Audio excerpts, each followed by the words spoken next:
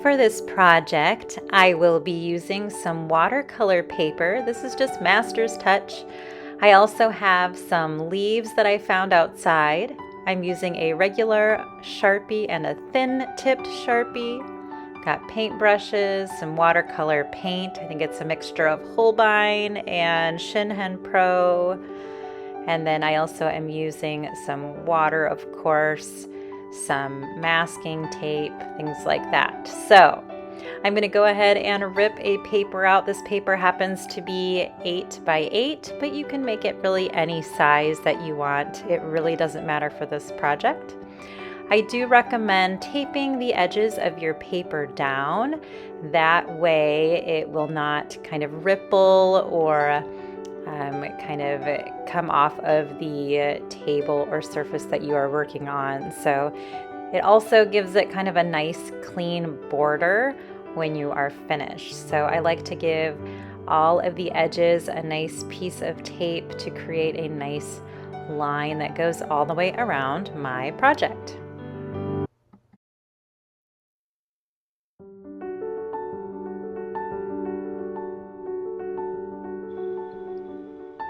Now that I have my paper taped down all the way around, I am ready to begin. And the first thing I want to do is just start with my Sharpie and just make some random lines, swirling and swishing around my paper. Usually I like to start on one end and then make sure that I end going off somewhere else on the paper, so that my lines start and stop off of the page. And I'm just gradually filling up the space of my paper. So if there's any large open areas, I like to fill them with the line. Just kind of let my marker dance across the page. Next, I want to take some leaves that I found outside, and I'm going to go ahead and trace them on my paper. Walking around and collecting leaves is also a very calming activity. It's great to be outside, especially in the fall time when the leaves are so pretty, changing colors. I'm going to go ahead and trace all around my leaf so I have a nice outline. And then I'm going to find a couple of other areas to add a leaf as well. Maybe this one won't even be all the way on my paper. It's just going to be kind of hanging off the edge. Going around my leaf all the way, and then connecting it again off of my paper. And then I think I want a third leaf, but I don't want to repeat the shapes of my first two. So this one I'm just going to go ahead and draw a regular leaf shape, freehand. I'm going to go ahead and put that on my page. It's just going to be a real simple shape leaf. All right.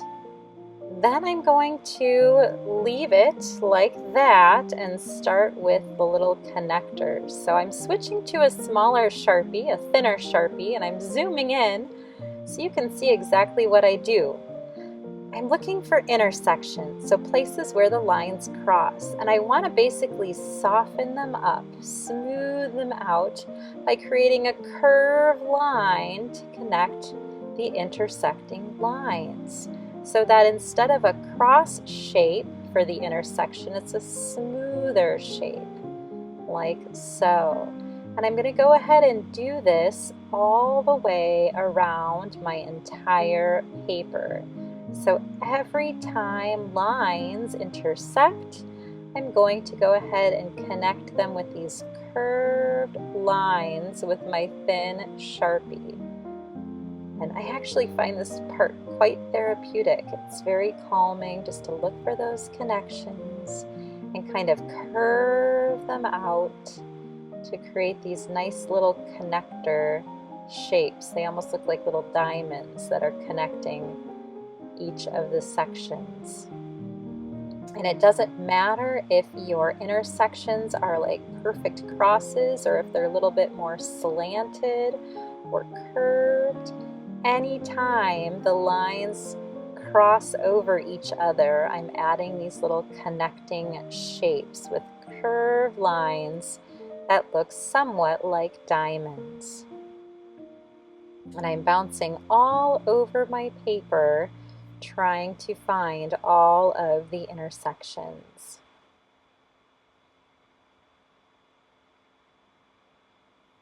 So find an intersection, add a curved line. Another one, add a curved line. Another one, add a curved line.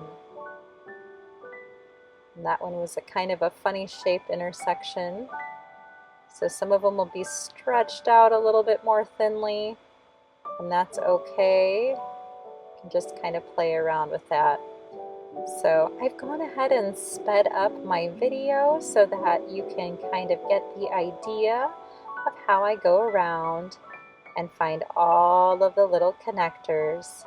And I go ahead and draw the little connecting lines for the entire page. You may even want to ask someone else to see if you missed any. Sometimes if you're looking at it for a long time, it's easy to miss a couple of the intersections. Another thing that can help is turning your paper, maybe upside down or sideways, and that can make some of the little intersections stand out as well.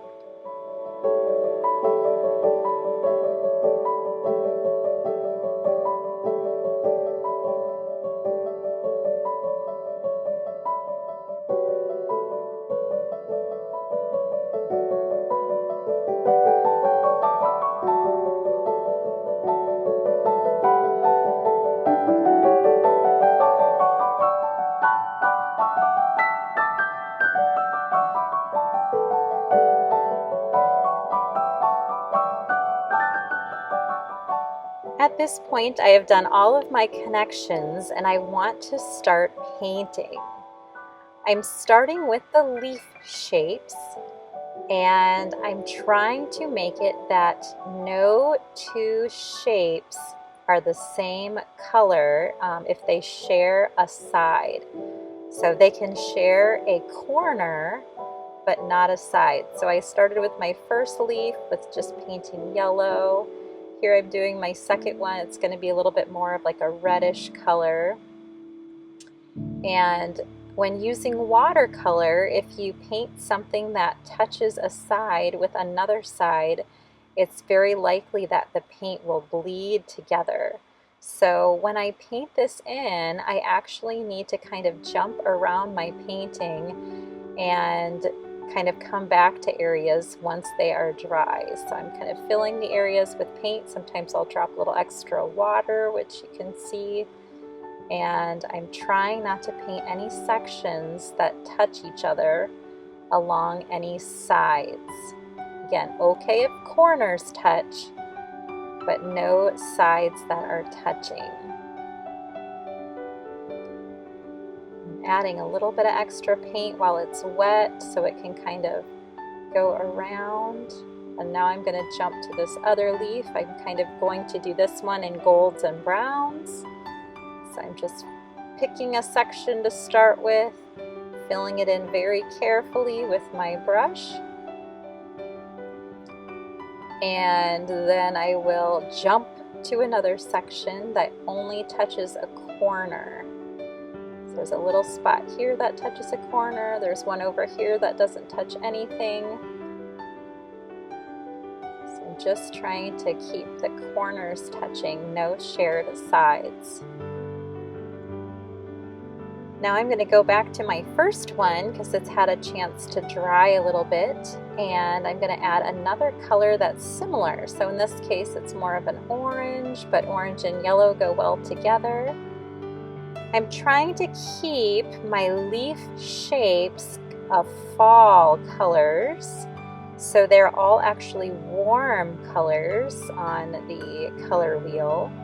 So this leaf, of course, has the yellows and oranges. My other leaf will have the reds. And the brown we're going to consider warm too. It's a warm shade of brown, more of a golden brown. So I'm coming back in with my red. This time it's a darker shade of red. And if you don't have more than one shade, you can always do second coats. So you could do red and then add another coat. Or you could mix a tiny bit of blue or brown in your red to darken it as well. So I just wanted to have two different shades of red. This time, this one is not going to touch the sides, but just the corners of the other dark reds, filling in the rest of this leaf. And I will go ahead and do the same thing with my golden leaf on the top.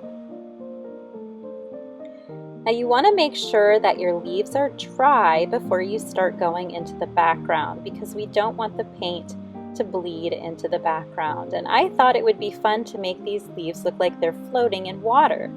So all of my background is going to be a nice contrast to my foreground, because my background will have cool colors instead of warm colors.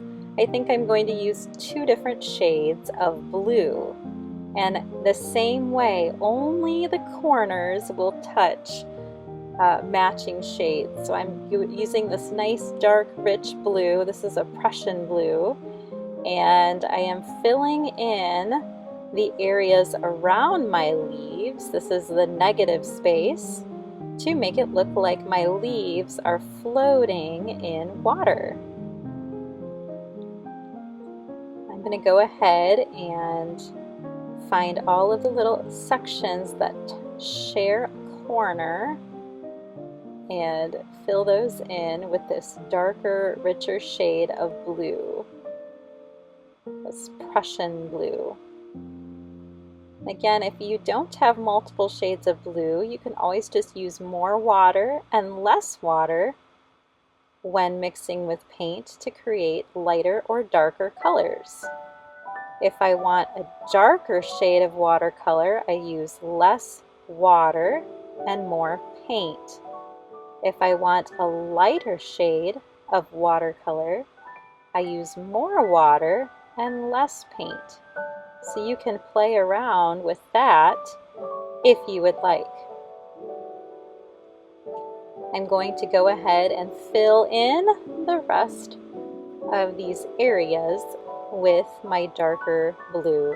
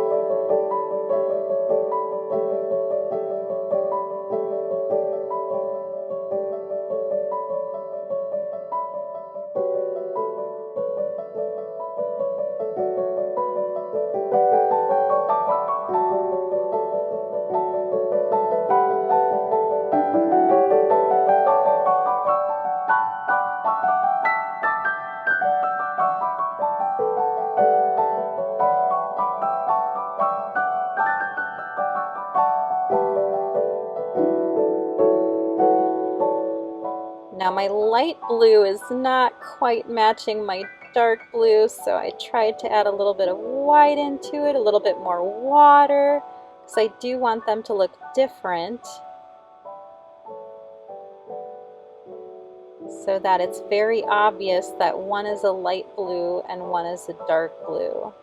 I think I'm even going to take my paper towel and just tap on the areas of light blue to lift some of that water. It also creates a really nice texture to kind of blot it with some paper towel.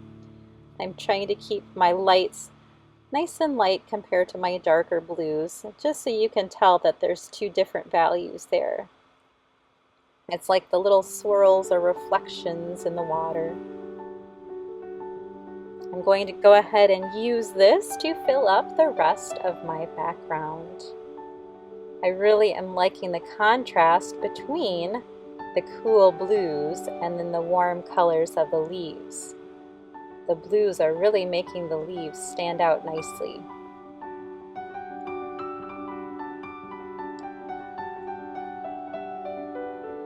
Now you don't have to use blue, you could always use other colors in your background and those would work out just as fine. But I'm really liking the way this is looking. I'm going to tap some of these other areas with paper towel too, just to keep them nice and light.